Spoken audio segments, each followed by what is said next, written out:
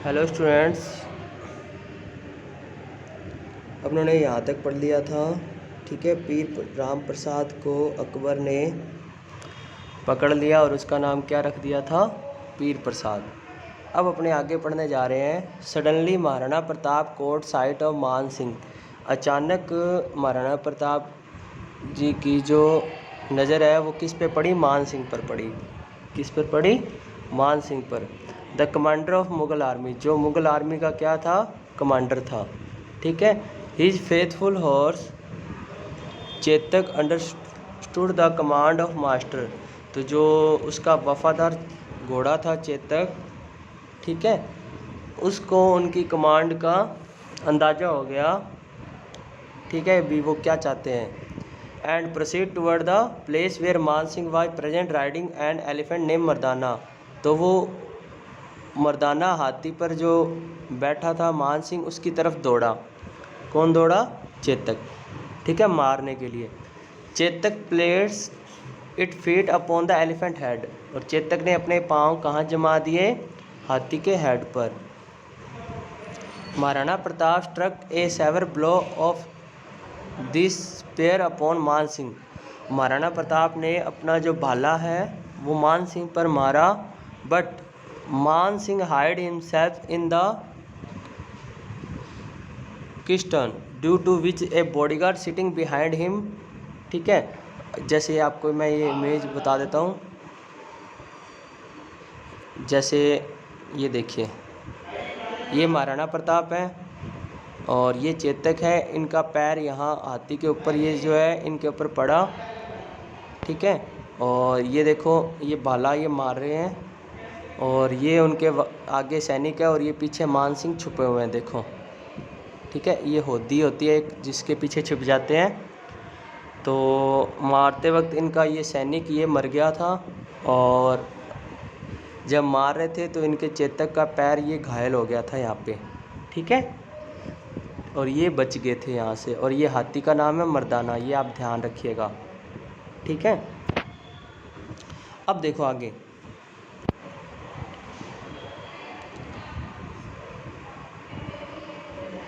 आगे देखो क्या है।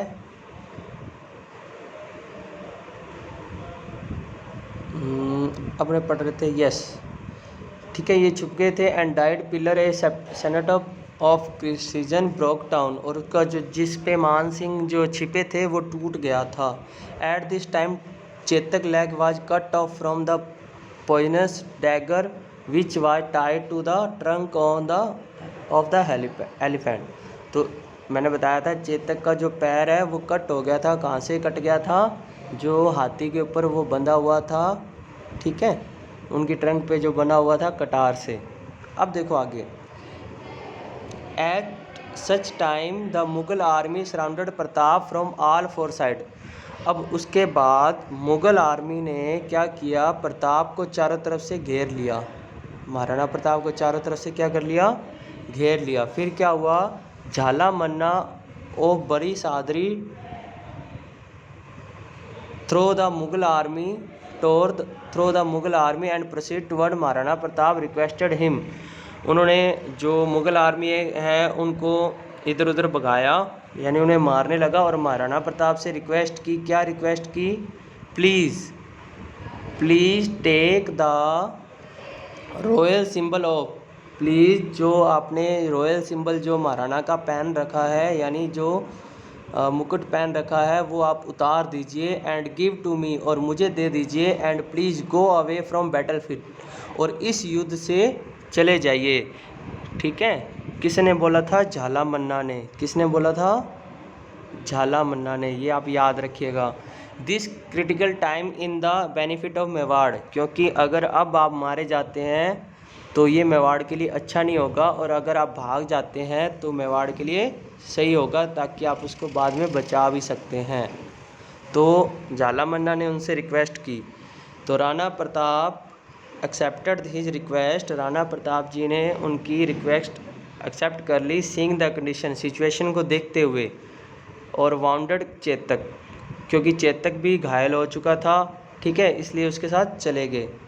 As soon as royal symbol was exchange, जैसे ही उन्होंने अपना मुकुट उतारा, रॉयल सिंबल जैसे ही चेंज किया,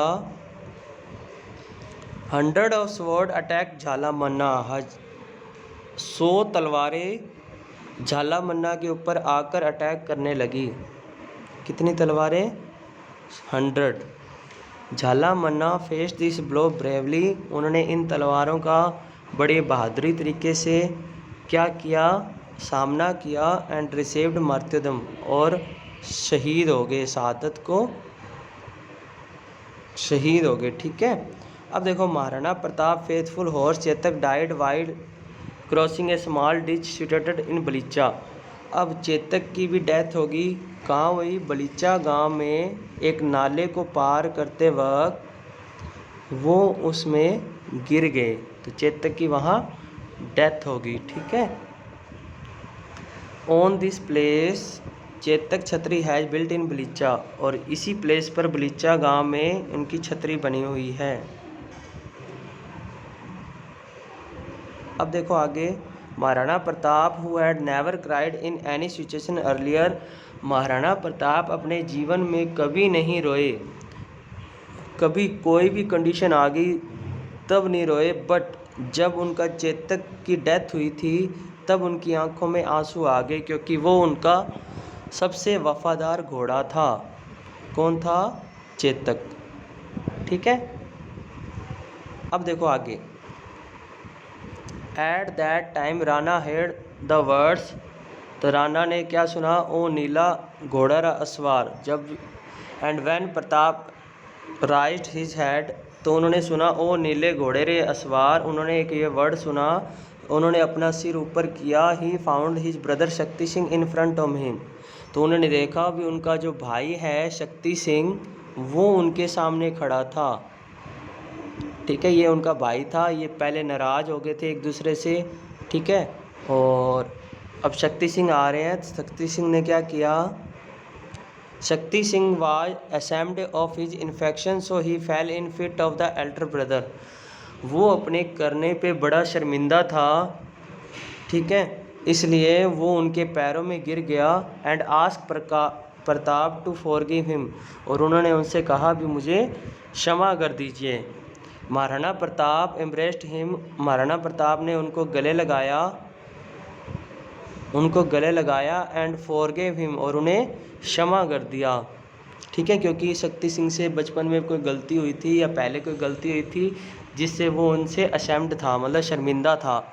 ठीक है, अब देखो आगे,